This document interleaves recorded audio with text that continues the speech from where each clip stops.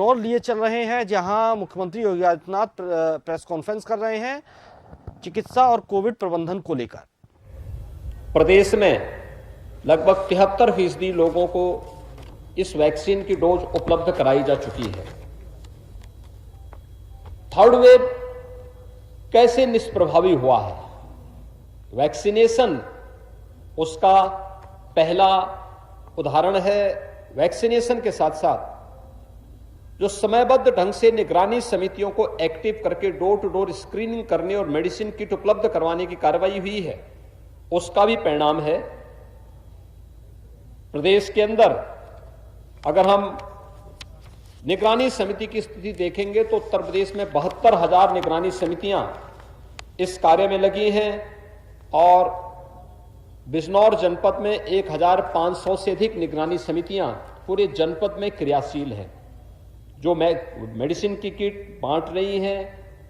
हर संदिग्ध व्यक्ति को मेडिसिन किट उपलब्ध कराना, अगले 24 घंटे के अंदर रैपिड रिस्पांस टीम को वहां भेज करके उनका टेस्ट करवाना, ये कार्रवाई चल रही है और उसका परिणाम है कि कोविड के प्रभाव को पूरी तरह नियंत्रित करने में सफलता प्राप्त हुई है।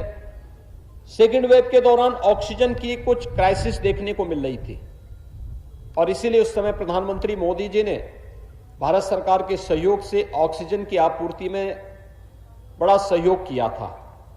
खासतौर पर उस समय ऑक्सीजन स्पेशल ट्रेन चलाई गई थी, एयरफोर्स के विमानों के माध्यम से ऑक्सीजन की आपूर्ति करवाई गई थी और उसका परिणाम रहा कि सेकेंड वेव को नियंत्रित करने के बाद ऑक्सीजन में हर जनपद को आत्मनिर्भर बनाने की कार्रवाई प्रारंभ हुई थी। जनपद बिजनौर में 4 ऑक्सीजन प्लांट इस दौरान लगे और चारों क्रियाशील हो चुके हैं। प्रदेश में हम लोगों ने 558 ऑक्सीजन प्लांट लगाए, जिनमें से 551 क्रियाशील हो चुके हैं और वे वहां पर अपनी सेवाएं प्रदान कर रहे हैं। थर्ड वेव में जो ओमिक्रॉन वेरिएंट आया है कोविड का, यह पूरी तरह नियंत्रण में है।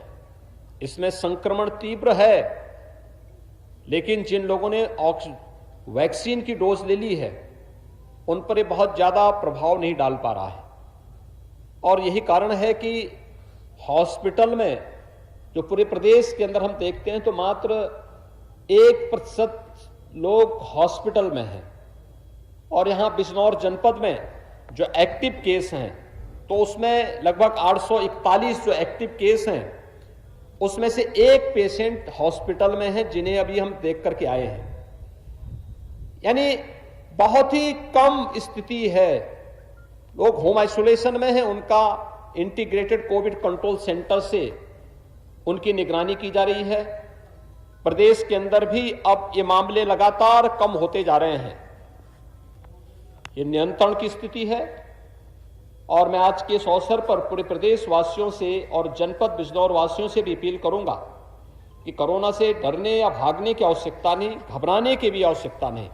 हां, सावधानी और सतर्कता की आवश्यकता है। ये महामारी है, इस सदी की सबसे बड़ी महामारी है। इसमें सावधानी और सतर्कता से ही हम जीवन और जीविका को बचा सकते हैं।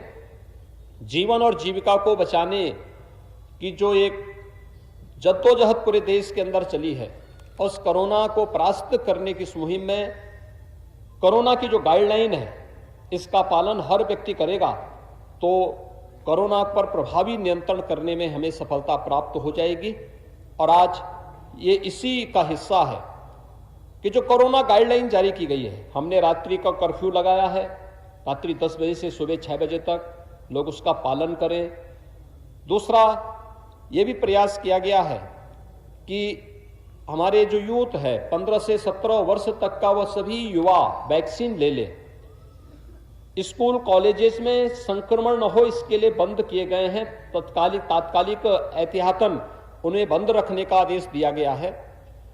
लेकिन मेरी सबसे अपील होगी, एक, जब तक कोविड-19 है, जो बुजुर्ग हैं, 60 साल से ऊपर के सीनियर सिटीजन्स हैं, वे घर के बाहर निकलने से थोड़ा बचें। जो बीमार हैं, जो कमजोर इम्यूनिटी के हैं, गर्भवती महिलाएं हैं, बच्चे हैं, वे भीड़ भाड़ वाले स्थानों में जाने से बचें, बाहर निकलने से बचें, सावधानी और सतर्कता रखें। कहीं निकलना आवश्यक हो तो मास्क लगा करके निकलें, बिना मास्क के न निकलें। जिन्होंने अपना वैक्सीन नहीं लिया है वे वैक्सीन ले लें, क्योंकि वैक्सीन फ्री में है, सबके लिए है। यानी 15 वर्ष के ऊपर के हर व्यक्ति को वैक्सीन फ्री में दिया जा रहा है, सभी को दिया जा रहा है। वे अपना वैक्सीन जरूर ले लें। प्रदेश सरकार ने और केंद्र सरकार ने न केवल वैक्सीन की व्यवस्था की है, बल्कि हर गरीब के लिए फ्री में अन्न योजना भी प्रारंभ की है।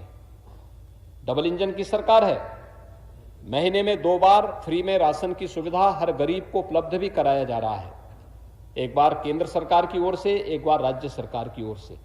और इसलिए मेरा यह अपील होगा सबसे कि वे सावधानी और सतर्कता बरतें, कोविड के नियमों का पालन करें।